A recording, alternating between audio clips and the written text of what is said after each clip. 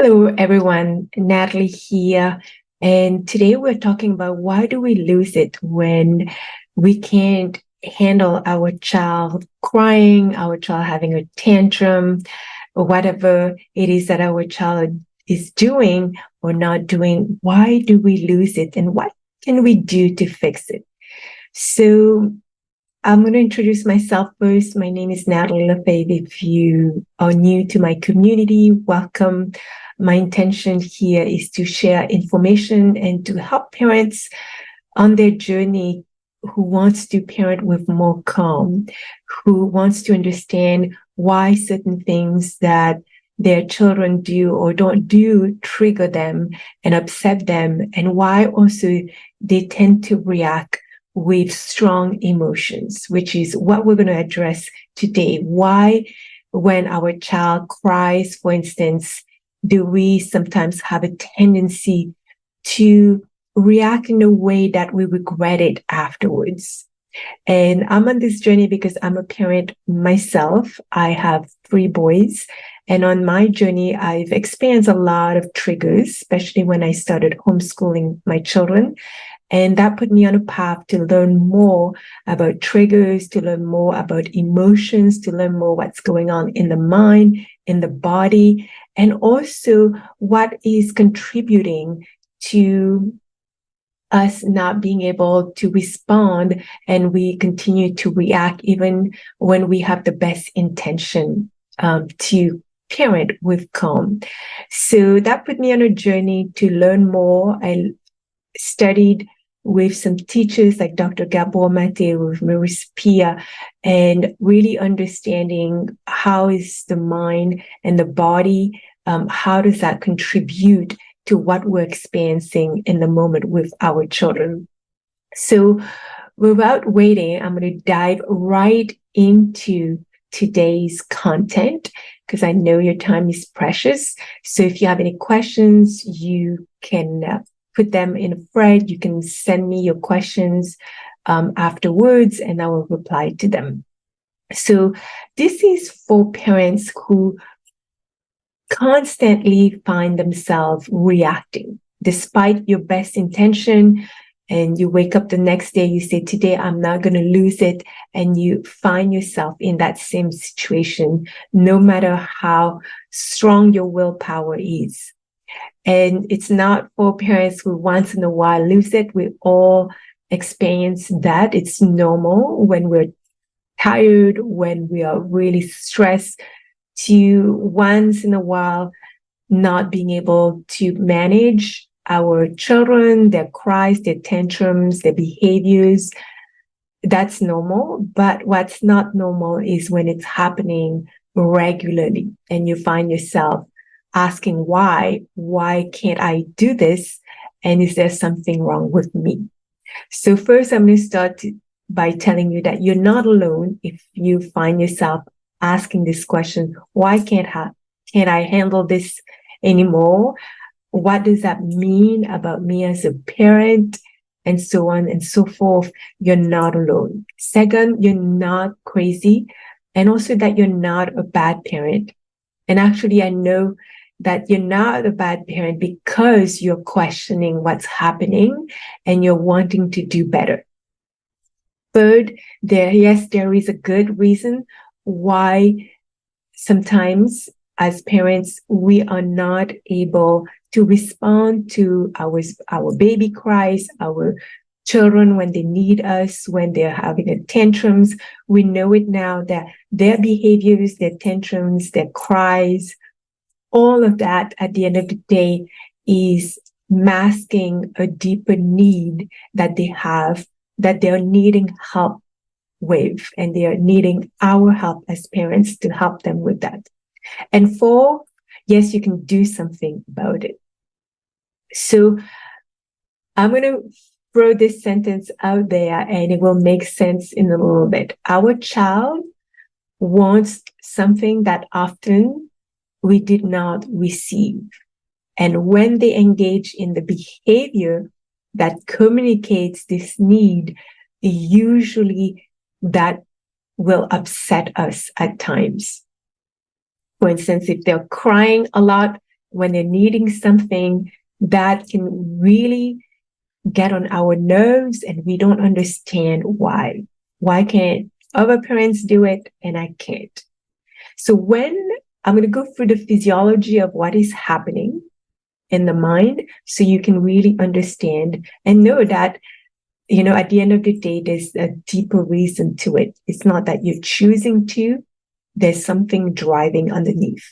So when we hear a child or a baby cry, it activates the pain area of our brain, of the adult's brain.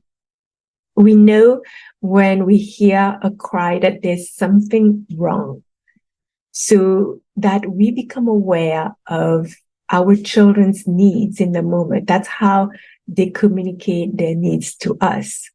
And then it triggers an impulse for us to want to relieve our child's pain and suffering in the moment. But often when we don't know what to do for the child, or we don't know how to handle it, we tell ourselves a narrative, right? There's a story that goes on in your mind. You can probably know what that story is if you just reflect on it. What is it that goes on in your mind when you see your child starting to cry that starts to upset you? Often there's words like, I can't stand this, right? So, or I want to tell them to stop right away. There's an urge in our body that really wants that cry to stop. So then we either want to give them a pacifier or we want to move away from them. We tell them, stop crying. There's no need to cry. But then that makes it even worse. And you don't want to listen to it, right? There's something in you that says, I don't want this anymore. So instead of us finding out what our child needs, we disconnect. If we move away, if we just give them a pacifier, if we don't want to listen, we don't want to be present because we feel we don't have the capacity for it. So then that connection is broken with the child. And that's what usually makes it even worse, when the child realizes that there is a break in connection, or they may even go quiet and thinking that it's working, but it's really because they know that their attachment with the parent has been broken in that moment. So there is a belief out there that our child should stop crying or their behavior just because we as parents want them to stop. And we understand why we need them to stop, but that doesn't necessarily mean that they understand why they need to stop. So if we just want them to stop crying or stop doing what they're doing that is bothering us, then without finding out what is it, what do they need, right? Then we kind of bypass what is it that our child needs from us. And if we miss out on that all the time, then we create a pattern, and the child then kind of loses trust that we are going to be able to meet their needs. And that's not what we also want as a parent. So we know today that it is better to listen to the cry, understand what the cry is about, to satisfy that cry in the moment. So naturally, when our child is crying or they're behaving in a certain way, as a parent, we want to understand, we want to tune into them to understand what is it that they need. That is inherent in us. However, not all adult brains are equipped in the same way. So now that they've done a lot of research, especially with the availability of neuroscience, which has shown us what is actually happening in the brain. So researchers have put images of children crying or reaching out, wanting attention, asking for a hug. And what they saw is a great release of oxytocin happening in the area of the brain of the parent, where they usually, where the pain is activated when they're hearing a cry, for instance. When that part of the brain is activated, there's also a release of oxytocin. And we know that oxytocin is the hormone that's being released when we go in labor, when we breastfeed our baby as well. Our body automatically release this hormone, so it brings us in a state of calmness, right? It's almost like it allows us to calm down, right? Even if there may be pain in the body, like when we're going through childbirth, the oxytocin helps us to balance that pain. So that's exactly what happens in the brain of a parent. Usually, when they hear a cry, there's also a release of oxytocin to help us attune to our child. Also, the prefrontal cortex, the part of the brain that is able to regulate emotions, think logically, being present, is also activated. For the adults, for the parents to be able to take care of the crying baby or a child who is reaching out for attention, and they're needing our attention for a good reason. So our brain is naturally programmed to care for our children. However, the research has found that not every parent's brain functions the same way, that it's not always the case for every parent's brain. So what they found out is sometimes there is no oxytocin that's flowing, even when the child is crying and needing the attention, reaching out to some parents. Instead, the area of the brain that is activated is the autonomous nervous system, which is our nervous system that's activated. It's this, which is related to our stress circuit, because when the autonomous nervous system is activated, it's actually perceiving some form of threat happening.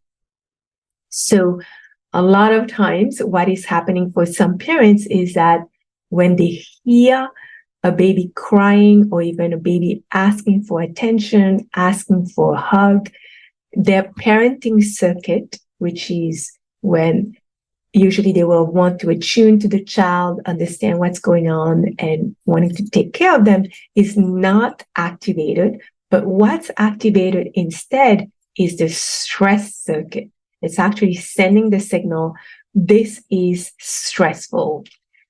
And the stress circuit, the autonomous nervous system, is the circuit that is responsible for fight, flight, and freeze responses, which probably you know what those are. So the sympathetic system is mobilizing what it considers a threat, right? In that moment when the stress circuit is activated, it's because it's thinking there is a threat when a child is crying, when a child is wanting attention. So, and that threat is the child's cry or the need for attention. So when the nervous system is triggered, the stress pushes parent to react instead of attuning, instead of the oxytocin flowing and the parent wanting to attune in a calm way to find out what's going on with the child. Now it's pushing a parent to react, and reacting either by yelling at the child, which is the fight mode, right? Like, why are you crying? Why can't you stop? Like, blah, blah, blah. Like, you know, when you get activated like that. So that's a fight mode. Or sending the child to their room or leave, right? That can be the flight and the flee mode as well. I don't want anything to do with this. I can't take this. So I want to move away. So I want to run away from this. I want to flee. Or sometimes some parents just freeze in the moment, right? They don't know what to do. They just freeze. They don't do anything. They don't respond to the child. And they're completely immobilized, which is now the reaction of the parasympathetic system, which is the freeze mode. So in a nutshell, this is what is happening in the brain of the parent who actually constantly react with fight, flight, or freeze versus a parent who can actually attend to their child's cry, to their tantrums, to wanting to attune and wanting to learn what's happening. So you may be asking, well, what makes the difference between a parent who has a lot of oxytocin flowing in their brain and a parent who has perhaps very little oxytocin flowing? So this is where it becomes really interesting. And you probably saw me post certain phrases like this that relates to that our past childhood experiences impact who we become as an adult and also who we become as a parent. So it all depends on what was our own childhood experience when we cried and needed attention as a child. So if our emotional needs to be seen, heard, understood, and accepted were met, then our oxytocin receptors in the brain were built every time our parent attended to our own emotional needs. That's how those receptors starts to form in the brain when we're little, when we're being cuddled, when our parents are listening to us, when they are comforting us in a very tender and loving way. So we therefore then develop more oxytocin receptors when our emotions were welcome, right? So emotions are natural. It's a natural way of expressing ourselves, especially for children. And when that is welcome, then those oxytocin receptors in the brain starts to develop. And this also helps to construct the neural circuits that go from the limbic brain that has to do with emotions and the prefrontal brain that helps us regulate, that helps us being able to stay present and think in the moment so we can address and we can respond. So once we are an adult and when our child cries, we automatically have these natural circuits that are activated if, as a child ourselves, our emotions were welcome and we got the attention that we needed when we cried, when we were having a tantrum, when, we were in a panic or whatever the case may be, that our needs were being met, our emotional needs. But if it was the opposite that we experienced when we were little, if our parents rejected us and told us, hey, stop crying, right? Why are you crying all the time? I don't understand you. Go to your room, and when you're calm, then you can come back to me. If this is what we experience, right? Or we were punished on top of that for crying, then as a child, we develop some level of guilt for wanting the attachment of our parents when we could not understand what was happening within us or when we needed attention. So in short, if every time we had a surge of desire, we wanted proximity, we wanted closeness, we wanted attention, we wanted a parent to play with us, and if our parents told us they didn't have time, they ignore us, or they complain why we are wanting this all the time, we actually then as a child felt really rejected. And that, as in a child, triggers the stress circuit. So when we let baby or a child cry, it triggers their stress circuit, right? Because for them, they need us as parents, but if nobody comes to help them or they get rejected because of that, it brings up a lot of stress, which then releases cortisol, which is the stress hormone. So if as a child our cries were not attended to, then we have less oxytocin in the brain because we have less receptors that has developed due to that lack of positive responses from our caregivers or our parents. And therefore, when our child is in distress, we have the stress circuits that activates, right?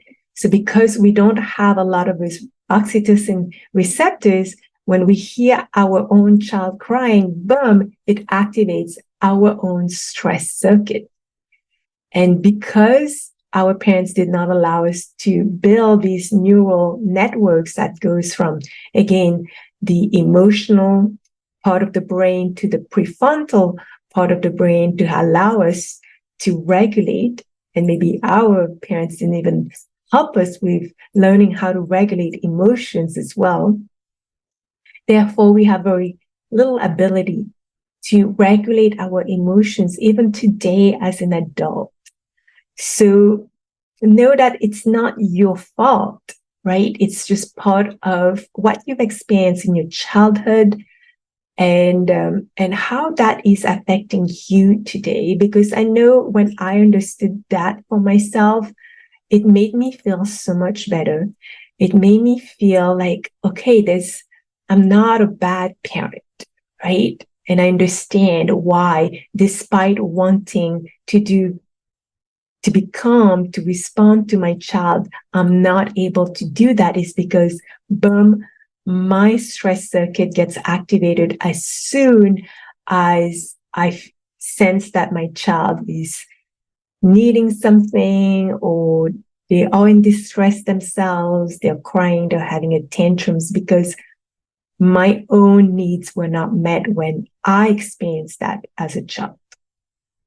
So this is what I wanted to share with you. And what can you do, right? First is to increase your awareness, right? Noticing within yourself what is coming up for you, especially when you're getting upset with your child. So you can take a pause when that happens, when your stress circuit is activated. Instead of taking this stress and projecting it on your child even more, how about taking a pause? Yeah. So what would help us take the pause is to learn how to spend time in silence, take a walk in nature, practice meditation, which really helps to reconstruct the link between the emotional part of the brain and the prefrontal cortex that helps us to regulate emotion. There is practices like breath work that helps to calm the nervous system, journaling our thoughts so we can express and learn to express our emotions, movement, which is a great way to process our own emotions and not suppress them. Just going out for a walk, and you can, help your children to learn that as well. Right. And the third and most important thing, if you know that as a parent, that's what happened to you as a child, or you know that you're not able to cope with the triggers of your children, and it's happening a lot every week, then seek help to address your own emotional triggers and your reactions, right? You can do this work. It's possible. I've done it for myself, and I also work with parents today that are able to, when they understand where that comes from, then they feel empowered to do something about it, and they know what to do in those moments, right? It's not that they're a bad parent. It's just that there are certain things happening and they need to attend to that first. And once you know how to reframe, how to change your own perceptions of what's happening, then you can attend to your children's needs, cries, tantrums, meltdowns, whatever the case may be. So an internal cry of our child is saying, not of our child, but of ourselves, an internal cry when we hear our child crying. What it's saying is, yeah, I can't handle this part of me. And what is this part of me is that the child part of me that was not seen, heard, loved, accepted in those moments of distress. And when I see my child crying, it brings up those subconscious memories of what I experienced as an adult, right? And if I don't know how to handle it, it's too much, right? I don't know what to do. And as a parent, we feel really lost and helpless and hopeless, perhaps because we don't even know how to address what we're feeling and now having to help our child in those moments. So what is happening really is you're being reminded of your own pain. And that needs your attention, your care, your patience, your curiosity. It's a call for you as a parent to help your own inner child, your own younger self, so you can help your own child.